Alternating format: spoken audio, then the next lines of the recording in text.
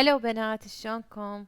اليوم نسوي مكياج للمناسبات. ما راح استخدم شادو، بس راح استخدم حمرة. اول شي خليت كريم المرطب وكريم الاساس وثبته باللوس باودر. عدساتي اسمها كراميل من ذهب لامار، وسويت حواجبي بجل انستازيا.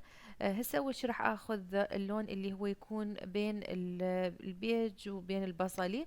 راح اخليه بس على الجفن المتحرك اوزعه، ووراها بفرشة دمج راح اوزع.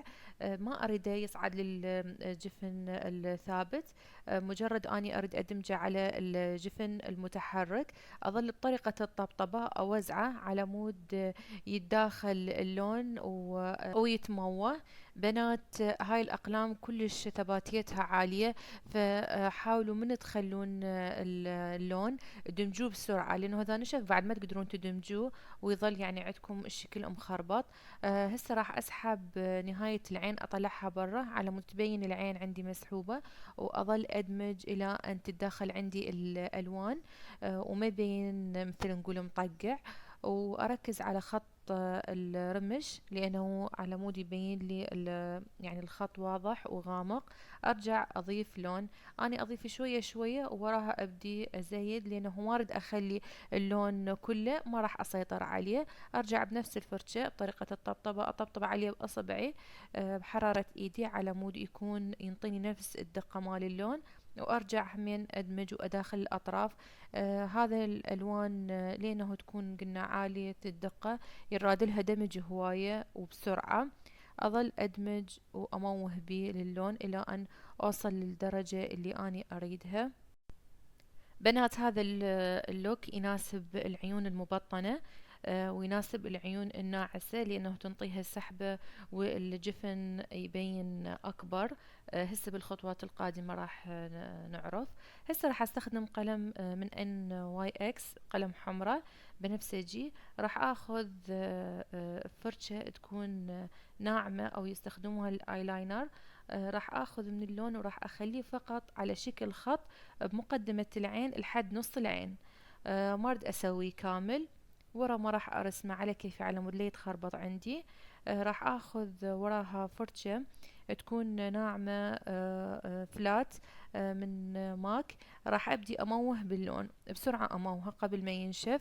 ابدي اروح وارجع على اللون، والباقي من عنده بالفرشة راح ابدي اطلعه شوية من اللون اللي اني خليته بطريقة يعني مثل ارد اموها واداخله ما يبين حاد وقاسي يعني للنظر. اظل ادمج اروح وارجع الى ان يتموه عندي ويصير شكله حلو. بنات، الألوان اللي استخدمتها يعني تنفع لكل درجات لون البشرة، ترهم للكل، للبيضة للسمرة للحنطاوية، يطلع عليها كلش حلو. يعتبر هذا الألوان جوكر. هسه بنات راح اخذ اللون البنفسجي نفسه وفرشة ايلاينر. انا عندي مستخدمتها، نظفت الفرشة وراح اخلي بيها اللون البنفسجي. راح اسحب خط وارجع بخط على كيفي ارسمه وامد للعين. وراها راح املي الفراغات، وهذا الشكل بعد ما مليت الفراغات. بنات، هسه بنفس الفرشة راح يعني راح ارسم مقدمة العين. راح ارسم خط صغير من خط الرموش السفلي، واصعده للخط الفوق. وهسه راح اكحل داخل العين. ويعني منبت الرموش راح يعني اسويه بنفس اللون، هو اللون البنفسجي. راح اسحب الخط وابدي اموه بيه كانه اني متكحله بكحل لونه بنفسجي، بس اني لا، راح استخدم بس الحمرة. اظل اضيف باللون. وراها راح استخدم الفرشة اللي نفسها اني خليت بيها موهة اللون البنفسجي. راح ارجع اموه اللون البنفسجي بيها. اروح وارجع على اللون، واحاول شوية انزله على مود تبين العين واسعة اكثر. بنات، بعد ما موهت اللون الباقي من الفرشة اللون راح ارجع شوية اطول الخط اللي سويته فوق عيني. راح ارجع اخذ اللون البصلي، فرشة تكون مشطوبة وشعيراتها قصيرة. راح ابدي اضيفه على اللون البنفسجي، اداخل اللونين وادمجهم سوا. لا تخلون كمية كبيرة على مود لا يتليس عندكم العين. ابدي اضيف اللون شوية شوية وادمجه واداخله، بس ما اريد اخفي اللون البنفسجي، اريد يظل اللون البنفسجي ظاهر. ادمج على كيفي، اوصل لحد مقدمة العين.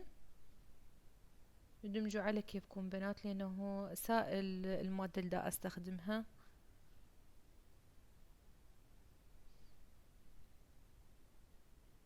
وهذه شكل العين بعد الدمج. هسه راح استخدم ماسكارا من اسنس الخضرة، راح مشط بها رموشي العلوية والسفلية بطريقة بين اني اروح وارجع على الرمش، على مود تنملي الشعراية وتبين اكثف واطول. امشط اهيئ الرموش على مود اخلي الرموش الصناعية بعدها. ونفس الشيء ارجع امشط الرموش السفلية بطريقة بين اني اروح وارجع. بعض بنات من استوى هاي الحركة تبين الشعراية لونها حاد، وكأنه يعني اكثف شكلها، يبين كأنه اني حاطة رموش صناعية. ارجع همين امشط الرموش العلوية بعد ما شوية نشفت، على مود تبين واضحة اكثر واكثف اكثر. هسه بنات خليت الرموش، استخدمت رموش تكون كثيفة ومسحوبة من الطرف. بنات هسه استخدمت إضاءة تكون كريمية مو باودر، كلش حلوة هاي الإضاءة، تكون ذرات الجليتر اللي بيها كلش ناعمة، وتناسب حتى الطلعات اليومية، يعني ما تكون كلش بارزة. بنات هسه وصلت لنهاية الفيديو، أتمنى حبيتوا واستفاديتوا من عده. مع السلامة.